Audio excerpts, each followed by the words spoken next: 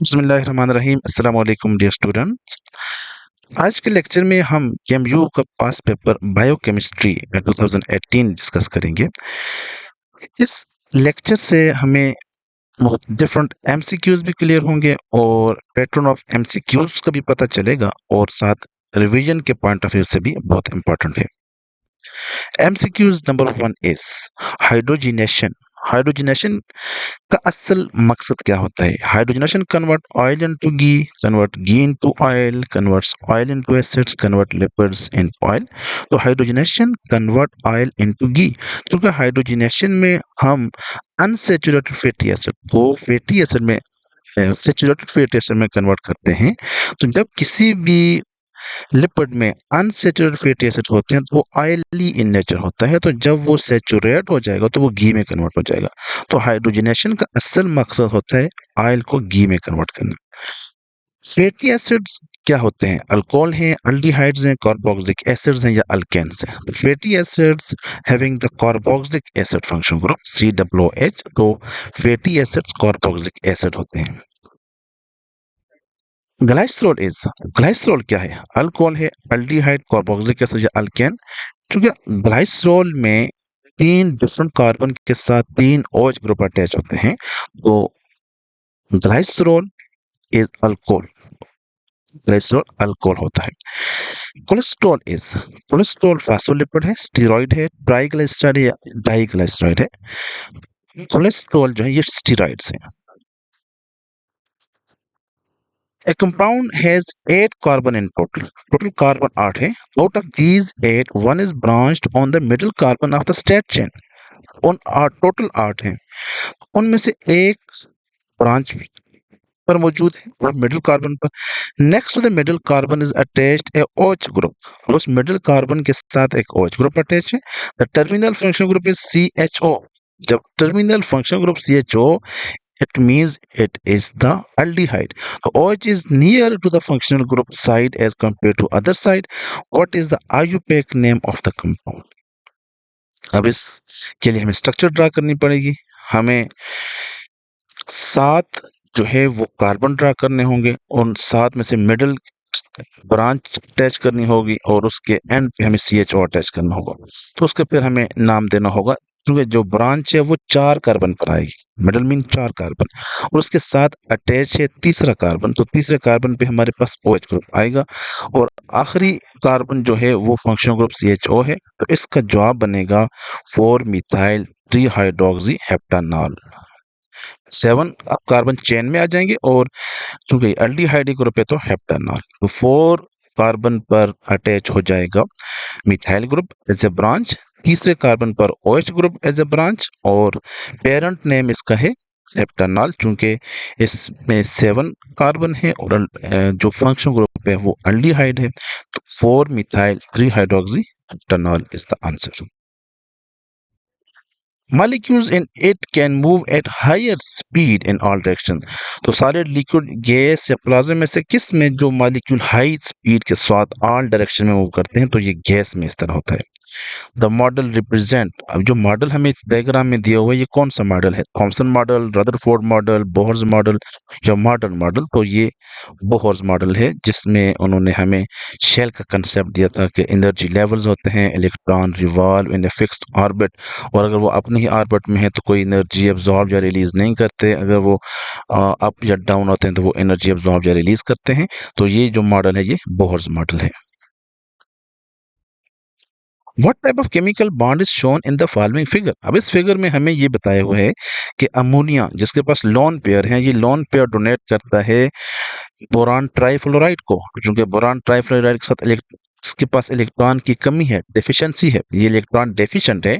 तो जब इलेक्ट्रॉन एक ही ग्रुप से शेयर होते हैं तो ये जो बॉन्ड है इस किस्म के बॉन्ड को हम कहते हैं कोऑर्डिनेट कोवेलेंट बॉन्ड। क्योंकि अब ये अमोनिया सहावत शो कर रहा है। अब ये अमोनिया ये कह रहा है कि ये जो अमोनिया, ये जो मेरे इलेक्ट्रॉन है ये आप इस्तेमाल कर सकते हैं। तो ये अपने इलेक्ट्रॉन को इनके साथ शेयर करते हैं। अब ये बॉन्ड बनता है, इसको बोलेंगे coordinate covalent bond. The given compound is, अब ये फंक्शन ग्रुप दिया हुआ है, ये double bond O, carbonyl group के एक तरफ जब H अटैच होगा और दूसरी तरफ R अटैच होगा तो ये एल्डिहाइड का फंक्शनल ग्रुप है। तो ये एक जनरल फंक्शनल ग्रुप दिया हुआ है, तो it mean it is an aldehyde functional group. अगर यहाँ पर भी R होता तो ये फिर कीटोन का फंक्शनल ग्रुप होता। तो जब कार्बोनाइल ग्रुप के एक तरफ H अटैच हो और दूसरी तरफ R अटैच हो तो it is the aldehydic functional group. Identify the type of isomerism. अब एक कंपाउंड है, इसमें हमें आइसोमरिज्म की टाइप को आइडेंटिफाई करना है। तो इसमें जो आइसोमरिज्म है, फंक्शनल आइसोमरिज्म नहीं आ सकता, मेटामरिज्म नहीं आ सकता, क्योंकि उसमें unequal distribution of the methyl group होता है on either side of functional group. Enantiomers भी नहीं हो सकता, लेकिन ये टाटोमरिज्म है क्योंकि इसमें हाइड्रोजन रिमूव हो रहा है और हाइड्रोजन यहाँ से रिमूव हुआ और फिर यहाँ चला गया, तो it is a tautomerism. Identify the type of chemical reaction. A B plus C D will produce A D और सी डी। तो ये ए बी और सी डी रिएक्टेंट है, ए डी और सी बी प्रोडक्ट है। तो ये क्या हुआ, ये डबल डिस्प्लेसमेंट रिएक्शन हुआ, क्योंकि ए के साथ आकर मिल गया डी और बी के साथ आ गया सी, तो it is a double displacement reaction. Which of the following is a proper molecular formula. अब इनमें से कौन सा प्रॉपर मॉलिक्यूलर फार्मूला है। NaCl तो फार्मूला यूनिट है, बेरियम क्लोराइड भी प्रॉपर मॉलिक्यूलर फार्मूला नहीं है, ये भी फार्मूला यूनिट है। CH ये एम्पेरिकल फार्मूला है और C6H6 जिसमें एक्चुअल नंबर ऑफ एटम्स दिए हुए हैं, तो it is a proper molecular formula. What is IUPAC name of this. 1 2 3 4 हमारे पास पेरेंट में है, इट मीन इट इज और सिंगल बॉन्ड तो ये ब्यूटेन है। अब ब्रांच अटैच होगा कार्बन नंबर 2 पे, दो ब्रांचेस अटैच हैं तो 2 2, अब एक ब्रांच 3 पर अटैच है, 2 2 3 ट्राई मिथाइल ब्यूटेन। तो answer number 1, 2 2 3 tri methyl butane is the IUPAC name of this structure. Which one of the following have the double bond in them. तो डबल बॉन्ड कैरेक्टरिस्टिक्स हैं या double bond function group है alkyne का। तो alkyne में double bond होता है, alkane में सिंगल बॉन्ड होता है, अल्काइन में ट्रिपल बॉन्ड होता है। तो alkyne have double bond. Who discover the atomic nucleus. Atomic nucleus को रदरफोर्ड ने डिस्कवर किया बाय फॉर्मिंग रदरफोर्ड एक्सपेरिमेंट, जिसमें उन्होंने कहा कि जो एटम है उसका ज्यादातर पोर्शन एम्प्टी है। तो Rutherford discovered the atomic nucleus. Plasma is a high temperature state of matter। जो हाई जो हमारे पास high temperature state of matter इसको हम कह सकते हैं। NaCl, हमें ये बताना है कि NaCl क्या है, NaOH क्या है और HCl क्या है। तो NaCl एक साल्ट है, NaOH बेस है, HCl is acid. Option number A, NaCl is salt, NaOH is base, HCl is acid। Proton donors क्या होते हैं, एसिड होता है, बेस होता है, साल्ट होता है या शुगर होता है। तो ब्रॉन्स्टेड लोरी कंसेप्ट के मुताबिक प्रोटॉन डोनर को हम एसिड कहते हैं। प्रोटॉन डोनर क्या होता है, एसिड होता है according to the Lowry Bronsted. और प्रोटॉन सेप्टर जो है वो बेस होता है according to Bronsted Lowry. Compound having chiral centre rotate plane polarise light. अगर एक कंपाउंड है जिसमें कायरल कार्बन एटम है, उसमें चारों जो एटम्स हैं वो डिफरेंट उसमें मौजूद हैं, 4 डिफरेंट एटम मौजूद हैं, तो उसकी जो प्लेन पोलराइज्ड लाइट है वो किधर उसको रोटेट करेगा। तो वो रोटेट कर सकते हैं लेफ्ट साइड पर भी और राइट साइड पर। अब वो डिपेंड करता है कि वो लेवो रोटेटरी है या डेक्सो रोटेटरी है। Building blocks of proteins. Protein का जो बिल्डिंग ब्लॉक है वो अमाइनो एसिड्स हैं। कार्बोहाइड्रेट्स के बिल्डिंग ब्लॉक, जो पॉलीसाइकिल के बिल्डिंग ब्लॉक हमें ग्लूकोज मिलता है। इसी तरह DNA का बिल्डिंग ब्लॉक न्यूक्लियोटाइड्स हैं। और जो लिपिड्स हैं वो हेटेरोजेनियस ग्रुप हैं, उनका कोई स्पेसिफिक बिल्डिंग ब्लॉक नहीं होता। उसमें ग्लाइसरोल और उसके साथ फैटी एसिड होते हैं, लेकिन तमाम में होने ज़रूरी नहीं है। आस्पार्टेम इज यूज एज, तो ये स्वीटनर के तौर पर इस्तेमाल होता है। न्यूक्लिक एसिड आर, जैसे हम पहले भी डिस्कस कर चुके हैं, nucleic acid are the polynucleotide. बहुत से न्यूक्लियोटाइड से न्यूक्लिक एसिड बनेगा। DNA इज कंपोज्ड ऑफ, अब DNA में हमें राइबोज भी मिलता है और 5 कार्बन शुगर होता है। डी का जो राइबोज होगा वो डीऑक्सी राइबोज होगा, फॉस्फेट होगा, नाइट्रोजनस बेस होगा। तो DNA is composed of all of the above, ribose, phosphate, nitrogenous base. Pyrimidine 1 ring structure है, 2 रिंग स्ट्रक्चर है, 3 रिंग स्ट्रक्चर है। तो पायरिमिडीन 1 रिंग स्ट्रक्चर होती हैं, जबकि प्यूरीन्स डबल रिंग स्ट्रक्चर होती हैं। ए न्यूक्लियोटाइड विदाउट फॉस्फेट, अगर एक न्यूक्लियोटाइड में फॉस्फेट नहीं है तो उसको हम न्यूक्लियोसाइड कहते हैं। जब न्यूक्लियोसाइड के साथ फॉस्फेट ऐड हो जाएगा तो उसको हम न्यूक्लियोटाइड कहते हैं। Bond between two consecutive nucleotide of string, दो न्यूक्लियोटाइड के दरमियान में जो बॉन्ड होता है उसको फॉस्फोडाइस्टर बॉन्ड कहते हैं। और नाइट्रोजनस बेस और शुगर के दरमियान जो बॉन्ड उसको हम ग्लाइकोसिडिक बॉन्ड कहेंगे। और दो स्ट्रैंड के दरमियान जो बॉन्ड होगा उसको हम हाइड्रोजन बॉन्ड कहेंगे। एमसीक्यूज नंबर नेक्स्ट भी यही है।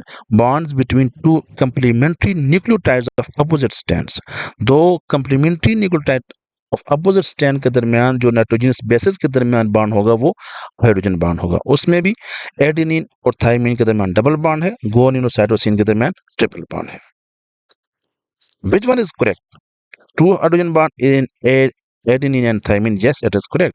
एडेनिन और थाइमिन के दरमियान डबल बॉन्ड है, गुआनिन और साइटोसिन के दरमियान ट्रिपल बॉन्ड है। तो इसमें two hydrogen bond in the adenine and thymine is the correct option. Circular DNA plasmid में पाया जाता है। तो प्लाज्मिड की डेफिनेशन भी यही है, extra chromosomal circular DNA is called the plasmid, mainly found in the prokaryotes, और कुछ यीस्ट में प्लाज्मिड पाया जाता है। लेकिन जो असल डेफिनेशन है वो extra chromosomal circular DNA is the plasmid. इसके अलावा जो ऑर्गेनेली डीएनए है वो भी सर्कुलर फॉर्म में होता है, माइटोकॉन्ड्रिया का डीएनए, और इसके अलावा क्लोरोप्लास्ट का डीएनए वो भी सर्कुलर फॉर्म में होते हैं। नॉट फाउंड इन आरएनए, कौन सा कंपोनेंट ऐसा है जो आरएनए में पाया नहीं जाता? यूरेसिल आरएनए में होता है, राइबोज आरएनए में होता है, यस 5 कार्बन शुगर है। Thymine is not found in the RNA, phosphate भी आरएनए में होता है। एनर्जी करेंसी जो होती है वो एटीपी होती है। ATP is the energy currency, adenosine triphosphate. Biocatalyst के तौर पर जो मॉलिक्यूल इस्तेमाल उसको हम एंजाइम कहते हैं। बायोकैटलिस्ट क्या होता है? जो लिविंग सिस्टम में केमिकल रिएक्शन को एनहांस करता है, एक्टिवेशन एनर्जी को लोअर करता है, तो enzyme are the biocatalyst. Enzyme का जो नेचर है, enzymes are what in nature? Carbohydrates, protein, nucleotides और विटामिन्स। तो बहुत सिंपल एमसीक्यूज है, enzymes are protein in nature. RNA catalyst, अब एक ऐसा आरएनए जो कैटलिस्ट के तौर पर काम करता है, एक ऐसा कैटलिस्ट जो प्रोटीन इन नेचर नहीं है, वो आरएनए है, तो उसको हम बोलते हैं राइबोजाइम। तो ribozyme is RNA act as a catalyst. RNA act as an enzyme. Induced fit model was proposed by Daniel Koshland. Tightly bound cofactor of enzyme, enzyme का जो टाइटली बाउंड कोफैक्टर होता है उसको हम प्रोस्थेटिक ग्रुप कहते हैं। Piece for पक्का and mean वो टाइटली बाउंड होता है, पक्का अटैच होता है। एंजाइम्स प्लस कोफैक्टर, जब एंजाइम और कोफैक्टर दोनों मिल जाएंगे उसको हम होलो एंजाइम कहते हैं। Constructive metabolism process, constructive metabolism process की एग्जांपल है एनाबॉलिज्म, जिसमें मोनोमर से पॉलीमर्स बनते हैं। Link between catabolism and anabolism, anabolism और कैटाबॉलिज्म के दरमियान जो लिंक होता है वो एटीपी क्रिएट करता है। एटीपी होता है क्योंकि कैटाबॉलिज्म में एटीपी इस्तेमाल होती है और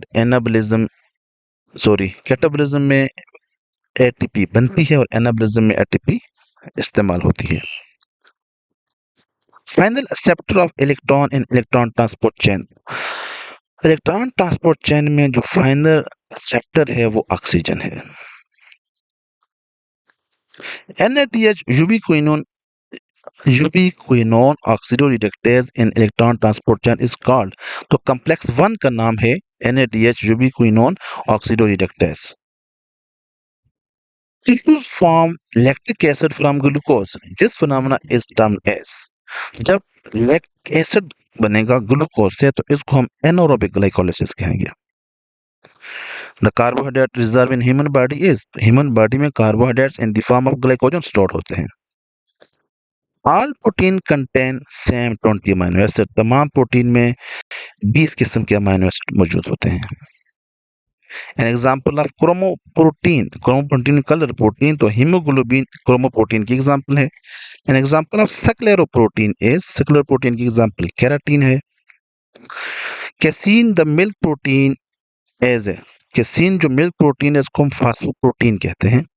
the protein present in hair की जो प्रोटीन है उसको हम केराटिन कहते हैं। Each turn of helix contain the amino acid residue, जो सेकेंडरी स्ट्रक्चर होती है उसमें हर हेलिक्स में 3.6 अमीनो एसिड रेजिड्यूज मौजूद होते हैं। Tertiary structure of protein describe, tertiary structure किसको डिस्क्राइब करते हैं? The ways of for protein folding, के प्रोटीन किस तरह फोल्ड हुई हुई है। Denaturation of protein results in, protein की डीनेचुरेशन से break destruction of the hydrogen bonds होती है, हाइड्रोजन बॉन्ड ब्रेक होते हैं। Building blocks of hydrocarbon are, तो हाइड्रोकार्बन का जो बिल्डिंग ब्लॉक है वो कार्बन और हाइड्रोजन है। Milk is an example of homogeneous mixture. Mirror images non superimposable stereoisomers are also called, इनको हम एनेंशियोमर्स कहते हैं। मिरर इमेज तो होते हैं लेकिन सुपर इम्पोजेबल नहीं होते। The cyclic sugar in cyclic sugars, the carbon number 1 is also called as 1 anomeric carbon. The structure given is, तो हमें दो मोनोमर ज्वाइन किए हुए हैं, दो ग्लूकोज ज्वाइन किए हुए हैं ग्लाइकोसिडिक बॉन्ड से, इस स्ट्रक्चर को हम बोलते हैं disaccharide. Which one is a carbohydrate, तो इनमें से कौन सा कार्बोहाइड्रेट है? फॉर्मेल्डिहाइड भी नहीं है, इनोसिटोल भी नहीं है और कोलेस्ट्रॉल भी नहीं है। तो इसका जो आंसर है वो है uronic acid. Uronic acid is the carbohydrate, और ये वो कार्बोहाइड्रेट है जो कार्बोहाइड्रेट के यूनिट को फॉलो तो नहीं करता लेकिन कार्बोहाइड्रेट इन नेचर है, शुगर इन नेचर है। राइबोज कितना कार्बन शुगर है? Ribose is a pentose sugar 5 carbon sugar. Which one is a polysaccharide, इनमें से सेलुलोज पॉलीसैकेराइड है, ग्लूकोज मोनोसैकेराइड है, माल्टोज डाइसैकेराइड है और पेंटोज भी मोनोसैकेराइड है। Sugar names usually ends in, sugar के ज्यादातर जो नाम होते हैं वो ओज में एंड होते हैं, जैसे हम देख चुके हैं पेंटोज, सेलुलोज, माल्टोज, ग्लूकोज, तो ये किस में एंड होते हैं? ये ओज में एंड होते हैं, OACOs। अगर यहाँ पे बाजू का हमें एंजाइम्स का नाम पूछा होता है तो वो एज में जो है ना वो एंड होता है। अगर एंजाइम का नाम पूछा गया हो कि एंजाइम नेम एंड यूजली, तो वो एज में होगा। तो यहाँ पे चूंकि शुगर पूछा हुआ है तो इसका जवाब ओज है। Sugar names usually ends in the ओज।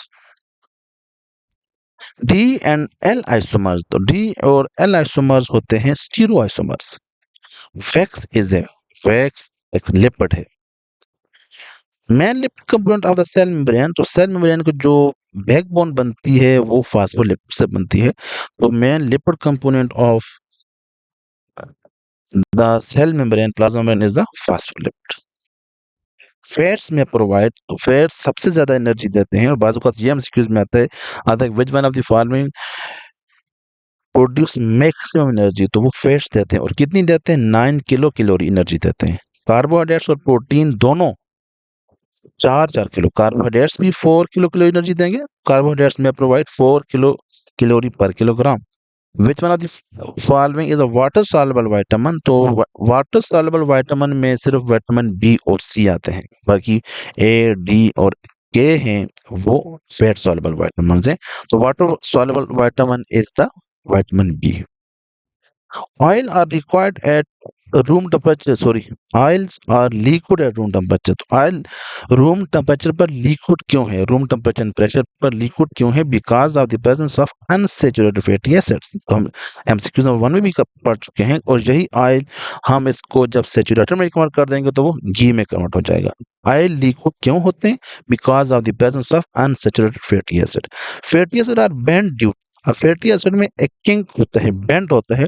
उस बेंड की क्या वजह है? वो अनसैचुरेशन की वजह से होता है, डबल बॉन्ड की प्रेजेंस की वजह से होता है। लेकिन डबल बॉन्ड कैसे होंगे? सिस डबल बॉन्ड होगा। सिस डबल बॉन्ड का मतलब है कि जिस कार्बन पर डबल बॉन्ड मौजूद है वो उस कार्बन के सेम साइड पर हमारे पास ब्रांच भी अटैच होगी, हाइड्रोजन भी वहां पर अटैच होंगे। तो सिस डबल बॉन्ड की वजह से फैटी एसिड बेंड होते हैं। Lipids have low density, float on surface of water, greasy to touch, all of the above. So yes, all of the above is the best answer.